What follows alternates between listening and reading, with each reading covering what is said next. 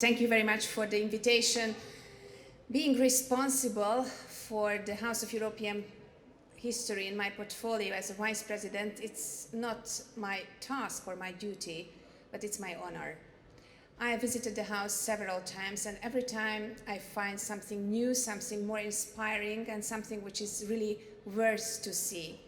So together with Vice President Nicolas Baer, I think we are not simply on duty here, but we are here because we admire the work you are doing here, and we feel how important it is. Before opening officially, let me tell you a small story. A young group of Hungarians came before the COVID, and I told them to come to the museum. They were supporters of my party. We are a strong pro-European party back in Hungary. They are around 20-something years old. And when they came out of the museum and we met in the evening to have a beer together, as in every group you have to, they told me, you know, we entered the museum as Europeans because we do believe in Europe. And we came out from the museum being even more European. And this is something I think is your mission for young people to have the feeling, to bring the knowledge, to show them. And it's much more than what we politicians can do. So a big thank you for that in the name of all politicians who are working for a strong Europe. This is my honor, as I told you, to open this third temporary exhibition of the museum in such an important topic as disinformation, falsification. I mean, some of us, or majority of us, maybe are too young to remember in the beginning of the 2000s, when we were absolutely happy, enthusiastic about the new era of communication, about the internet, about the Facebook starting to appear, or something like Facebook at that time, about all kinds of communication channels, because we who believed in liberal democracy, we believed in competition, we said, okay, now it's going to be a free competition of ideas, of thoughts, of facts. And as in every competition, the best will win. So that's okay, we don't have to do anything more, because the truth is going always to win in a competition of ideas and of sentences. And now here we are in the 2021, and I have to say that I'm disappointed. And I'm sad to see that the free market, the free competition of ideas did not bring us the rule of truth and the rule of reasons.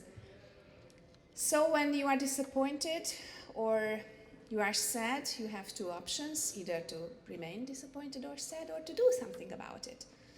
And one of the reasons why I'm happy about this exhibition is because I think we have to choose the path, to do something about it, to make it, at the end of the day, to make the truth, to make the reason to win in this competition. The reason that of this museum is really to face us with history. And not simply to face us, but to show us the strong linkage between history and present.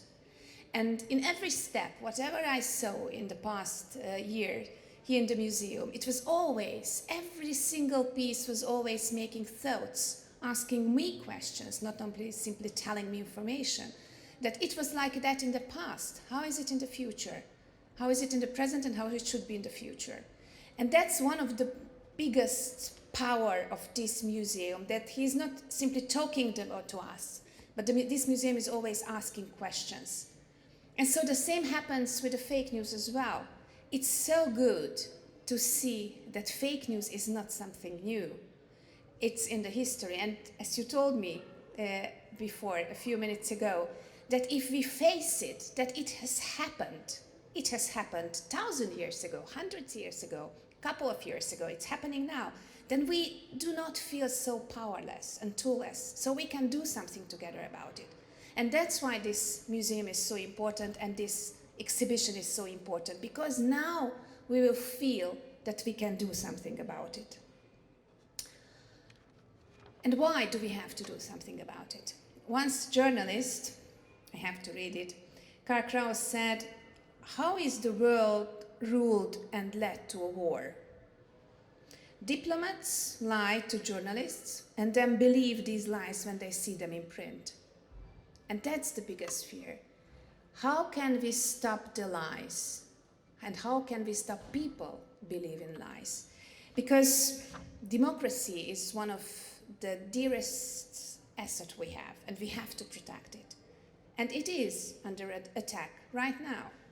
And exactly under attack by a world, by what we thought is going to save our democracy. So we all have to go through these exhibitions. Every politician has to go through this exhibition and has to learn that what disinformation, what fake news has led in the history. And it was always disaster. It was always a tragedy. And we can never repeat it again. So let's start fight against it at the very beginning. And I really feel that this is going to be the exhibition which is a part of the battle against the fake news. So we are sad, we are disappointed, and we are full with energy in order to fight against it. So let me officially open the third temporary exhibition of the House of European History. And together with Vice President Nicolas Baer, we are very thankful to all of you. And especially thankful to Hans-Gert Pöttering for the whole museum.